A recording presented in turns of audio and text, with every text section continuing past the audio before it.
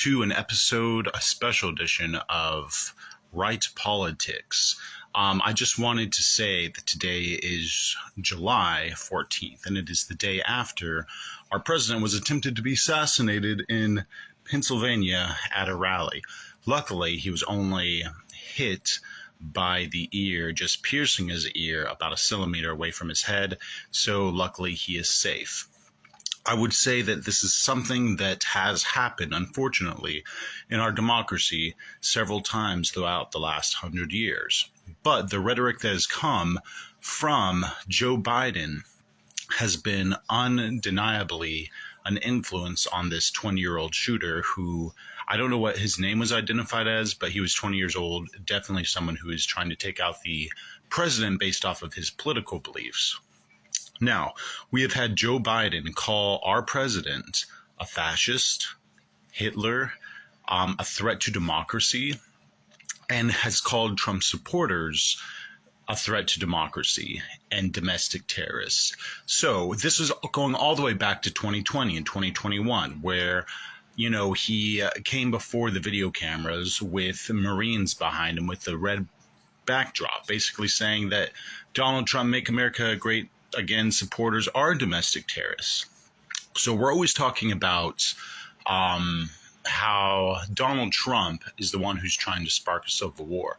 Well, Joe Biden is the one who actually incites violence with the words he says. Just recently, this is something that I put on the Right Politics YouTube channel.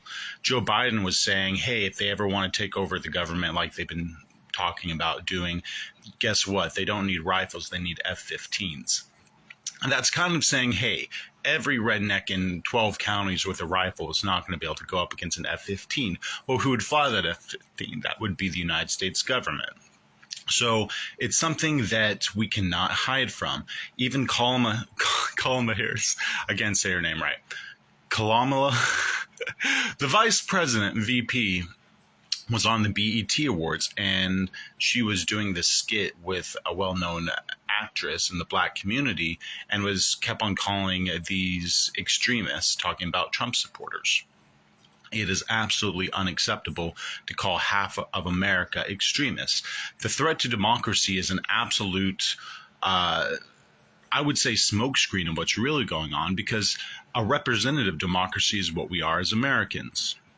We cannot say that it's a threat to democracy if there is an open election where people vote, because the threat to democracy is trying to imprison your political opponent, and that is exactly what he tried to do for years.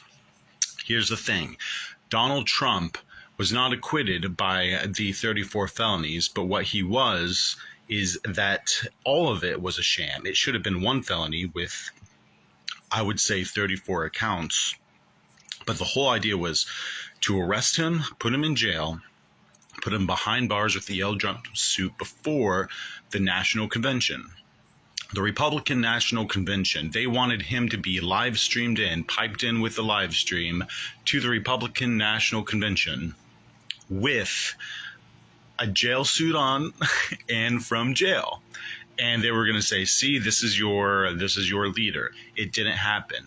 The judge said, in the Supreme Court, the 9 judges eventually had a win with 7 justices on Trump's side, saying that a president cannot be prosecuted for what they have done as an official act in the White House.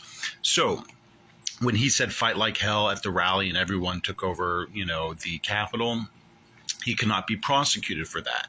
Then the judge who was over the New York case saw that Supreme Court decision and basically moved the date of fulfilling this, which was supposed to be today. It was supposed to be July 14th when he was going to sentence Donald Trump, probably to probation. That was moved to September 18th, so Donald Trump can have these rallies. So some sick person, this 20-year-old, was trying to take out our president Donald Trump by assassinating him and shooting him in the head just 2 days before the Republican National Convention. So we would be forced to get a new nominee. Now, with all this said, I really believe that Donald Trump's going to pick Marco Rubio for his VP. You can check this later. Hopefully it goes through. I think he's the best to win the Hispanic vote. I personally wanted to vote for him in 2015, but the primary never got to New Mexico, where I was living at the time, before everyone dropped out. With that said, a Trump-Rubio ticket would win all of the disfranchised Latinos who have come under Joe Biden. And if you think for a moment that someone who is fleeing communism is going to vote for communist policies, you better think again. These people who leave Venezuela, Colombia, Cuba, Mexico have seen the detriment of these policies where if you make over $2 a day, the government taxes you out of your profits. They deny imports and exports of goods. So whatever's in the countries, that's all you have. That's why when they say you eat a bowl of bean of rice a day in China, they're not talking about just literally eating a bowl of rice or beans and rice. They're talking about your salary. Even as a doctor or a lawyer, you only make $2 a day, and it's the equivalent of rice. Anyways, don't want to get off track. That's why I think Marco Rubio is going to be the running mate, because if something like this were to happen again, you need someone who is strong in domestic policy. And no offense to the other running mates, they're not very strong, or the running mate, suggestions are not very strong in domestic policy like Marco Rubio.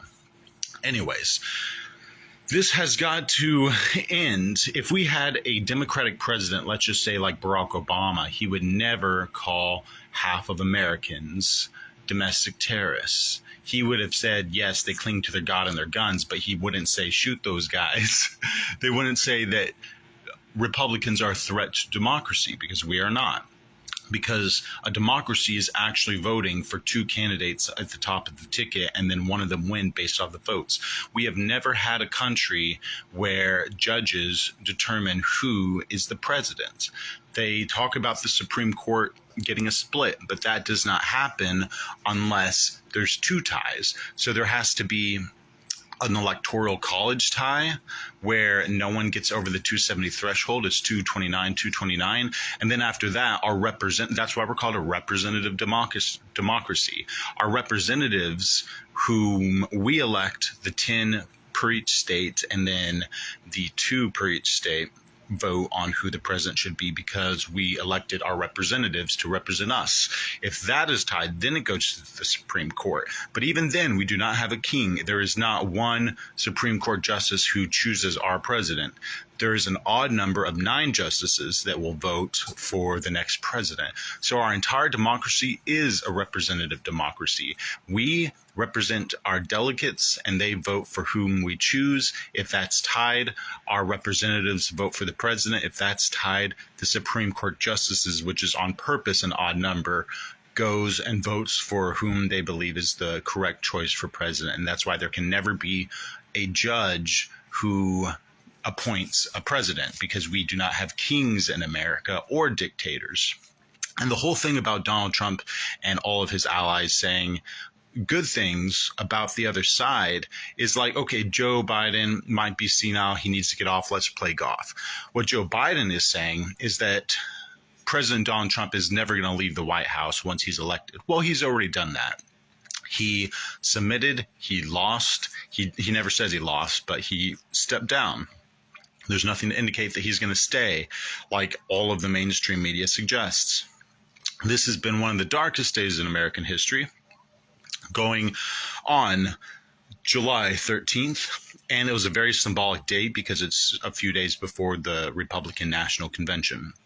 Now, with that said, Donald Trump is healing. He's in the hospital. He's getting his ear fixed up.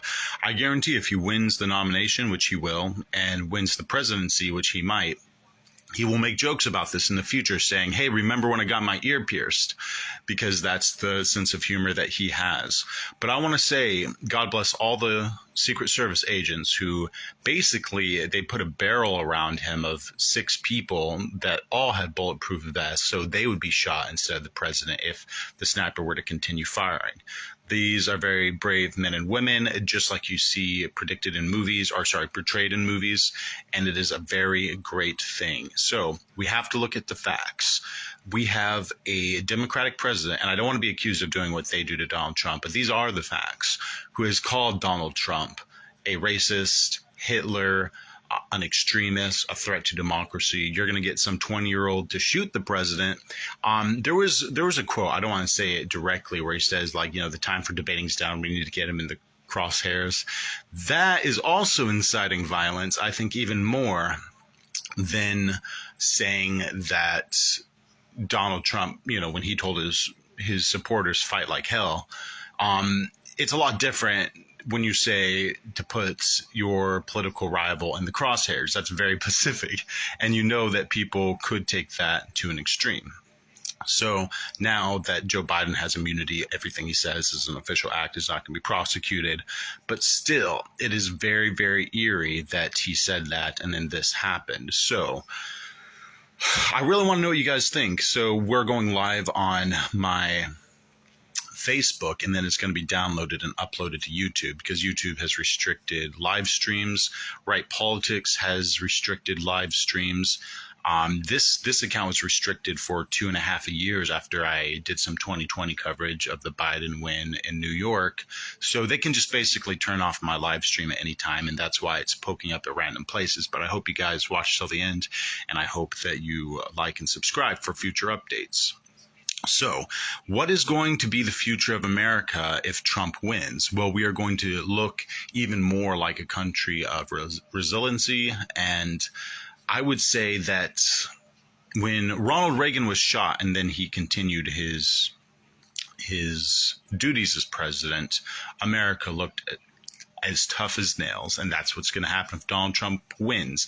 If Donald Trump loses after he was politically prosecuted over a porn star allegation that has never been proven, and then they tried to misclassify the way he signed his documents, saying that it was a legal fee when he was actually paying a lawyer. A non-disclosure agreement is completely legal. I signed one when I did a workers' comp case. You're basically saying you're not going to talk bad about your ex-employer if you take this money. That's exactly what happened with Stormy Daniels. So they tried to get him with 34 felonies so people would be scared to vote for a convicted felon. And now people are going to rally around Donald Trump because he's not only a convicted felon by political persecution, he's also a president in our lifetime. Every president who's survived an assassination attempt is dead now, but he's the only president in our lifetime who has survived an assassination attempt. And no, George W. Bush did not survive an assassination attempt when they threw shoes at him, although they say that those shoes could have been explosive. It was more like a protest act. So every red-blooded American with a pulse who has voted Republican or independent is going to vote for Donald Trump now, based off the fact that they tried to get him in the court and then they tried to kill him. I watched Michael Knowles. I even met him. He's a really nice guy. And he says the next thing that they're going to do is they're going to try to kill him. They can't get him in court. They're going to try to take him out. Donald Trump might have to do the rest of his campaigning behind closed doors until the Republican National Convention for his own safety. There was a lot of calls that they expressed concern about not having enough Secret Service, and the Secret Service detail was not enough to protect the president given the threat. Considering that Joe Biden said that he was a threat to democracy, we need to expand the Secret Service to protect the president, and that was denied. Well, we do know that the reason why Joe Biden is the most corrupt president in American history is he denied Secret Service protection for RFK, another candidate in the race. So RFK begged for this same type of protection in case he was assassinated, considering that his uncle was assassinated and his father was assassinated, both one in office, Kennedy, and the other running for office. So what happens if you have a real tyrannic government and president who denies Secret Service, to his political opponents? He's basically dangling Robert F. Kennedy out to get assassinated himself. He's like, oh no, we're not going to give this guy who has historic family members have been assassinated since the 60s, and he's running now against me. We're not going to give him protection. Well, if that's true that he denied Trump additional protection and then this rooftop incident happened, it just shows how Joe Biden is weaponizing the government and the DOJ against Donald Trump, but also the Secret Service against his political enemies. The only way that Joe Biden can be stopped is us getting him out of office in November. There's no room for political violence, but the real Americans who are really voting for the true leader of the free world. A lot of us do not believe that Joe Biden won fairly. There was a dump in Pennsylvania in the middle of the night of like 60,000 ballots. It's crazy, the stuff that happened in 2020. Everyone denied that it happened, but here's the thing. If people vote for Donald Trump and he wins, it will go down in history as the biggest comeback in American history. I mean, yes, presidents have been assassinated or attempted to be assassinated since the founding of our nation. But we have never had an opposition party say that Donald Trump is Hitler or say that all of his supporters, which is half of Americans, are domestic terrorists. It is a very divisive word. And that's not even going into what he tells the black community about how Americans are systemically racist and how, they bring out their own national anthem during the Super Bowl because they're wanting for African Americans to believe that they have always been in slavery and they always will be slaves by creating a holiday that reminds them that they were once slaves. Not even them. They weren't even slaves, but their grandparents were slaves and their great-great-grandparents were slaves. It's like the whole idea is divide and conquer. But no, we are not going to be divided as a nation. We are going to rally behind who we believe is the best choice. And that is why we are democracy. If they want to get Donald Trump out of the race through legal or assassination, that is the threat to democracy because we, the people, choose the president with our vote and our choice. It cannot be coerced and it cannot be happened by judges and it cannot be happened by a supreme leader. We are different in that respect. So I really want for everyone watching this to just reflect on what happened. But no, as Americans, we move forward. It's 2024. We should never go back to the sins of our past. We should never look at history as over. We cannot erase history. And if we erase history, it is doomed to repeat itself. I want to say another thing about Joe Biden and the BLM movement taking down all these Confederate statues. Well, the moment he takes down the Confederate statues, talks of Civil War rises. Because if you do not see the past in photos and movies, it's doomed to repeat itself. And these statues that were taken down, I mean, I live in Tennessee. I went to Gallatin where I grew up, and there's still Confederate War statues. They're not taking them down there because it's the South. But the whole idea of segregation, I worked at a black college where they demand segregation and they would only allow one white student and 0 white staff members into the college for the period of a year and a half. The only reason we were in there is we were subcontractors. So the extreme left demands segregation and they demand things to go back even further than the Civil War. And you have no idea how when you teach a group of people that the other side is wanting to take away their livelihoods and their freedom, it makes them scared. And voting out of fear is never the way. It has to be an educated vote. So when people see what has happened here and they're on the fence about voting for Donald Trump, they are going to vote for Donald Trump based off the fact that he was almost assassinated. It's not pretend, guys. It's real. And he survives. And this also brings the fact that if Marco Rubio becomes his vice president, it's going to be a very strong ticket. Republicans don't like Dick Cheney, but Dick Cheney was probably the strongest pick for George W. Bush. And I fully believe that George W. Bush was a great president and he made the right decisions to keep us safe. Because the amount of fear that Americans felt when Donald Trump was shot in the ear yesterday, imagine that happening again. Well, it could happen again, but also you have to remember the fear that were in Americans' hearts during 9/11.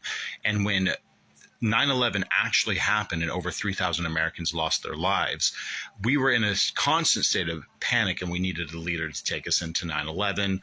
After post 9/11, and what do? Do we go after the terrorists, or do we just let it ride?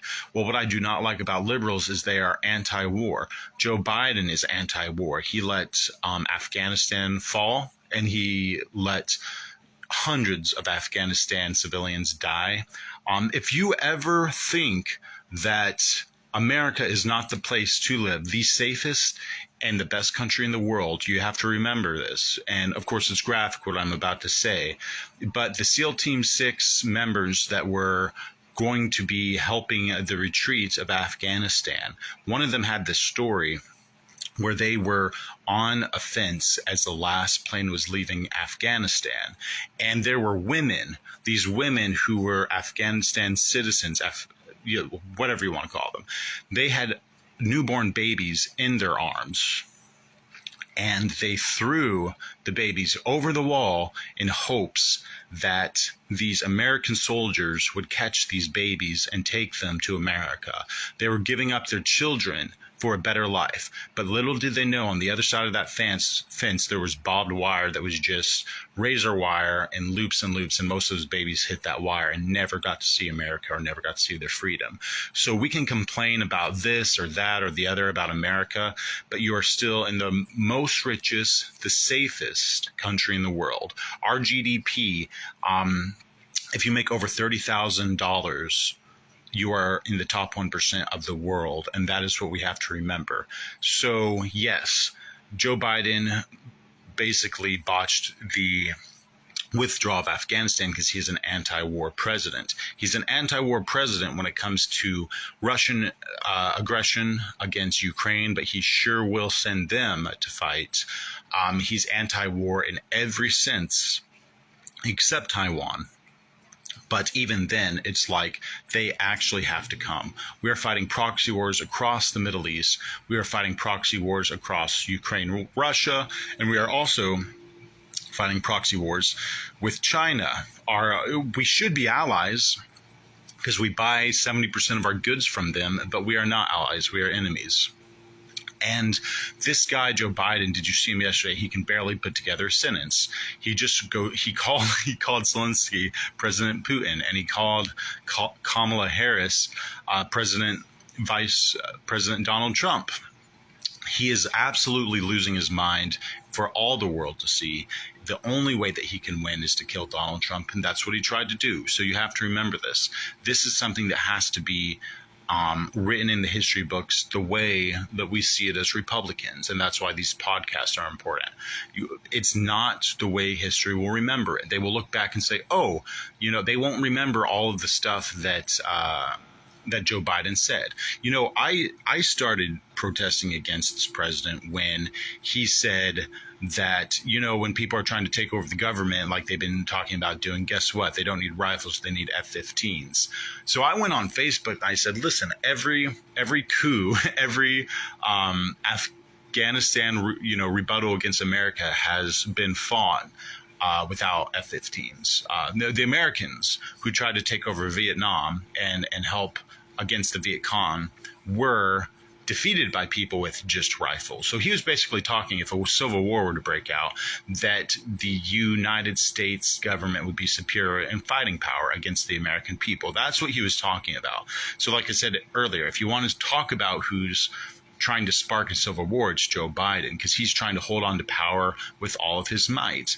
And this has been the most corrupt administration. The rhetoric that's coming out of them is just unmatched to anyone before. I mean, Joe Biden makes Obama look like Shakespeare in the way that he speaks compared to the way Joe Biden is handling things. He cannot be left to a news conference. He cannot be left to his own devices without completely crumbling. So we have to be very clear. What is going to make democracy survive? Well, we will always have a democracy, and that's what the Second Amendment's for. Because if anyone tries to take our guns or tries to take away our freedom to vote, that's when there will be an uprising against the United States government. And that's when Joe Biden says you don't need rifles, you need F-15s. And I also posted that video on our YouTube channel, because there's this movie that just came out called Civil War, and it was basically what would happen if America went to civil war. And there was a scene in the movie where these photojournalists were talking about what they were going to ask the president in the movie. It's like, so what do you think about using airstrikes against American citizens? And it was all, not satire, but it was all fantasy. And then 2 months later, Joe Biden makes that comment about using F-15s against American citizens if there was an uprising.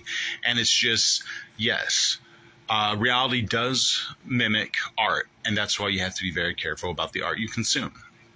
But, this is going to be one, I don't know, this might get a couple viewers, but this might be one out of many, many commentaries that you see about the situation. But you have to know, if we as Republicans saw that Joe Biden was attempted to be assassinated, we have to still come behind the president as a principle, as American citizens, pray for him and pray for our nation. So Democrats have to do the same with our president, President Trump. That this was a tragedy. It was never supposed to happen. The fact that it did and he survived means America goes on, and we actually get to choose our president by voting, and not an elected official, and not a dead president after assassination attempt. Anyways, God bless you guys. God bless America, and see you on another episode of Right Politics.